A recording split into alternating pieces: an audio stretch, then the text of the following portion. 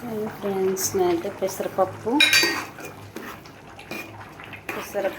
టమాటా పచ్చిమిర్చి వండుతున్నాను. చూడండి, పెసరపప్పు బీరకాయ వండుతున్నాను ఫ్రెండ్స్. చూడండి,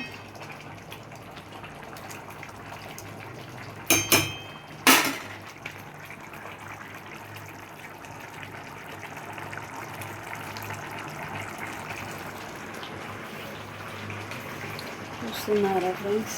నచ్చితే లైక్ చేయండి. పెసరపప్పు బీరకాయ,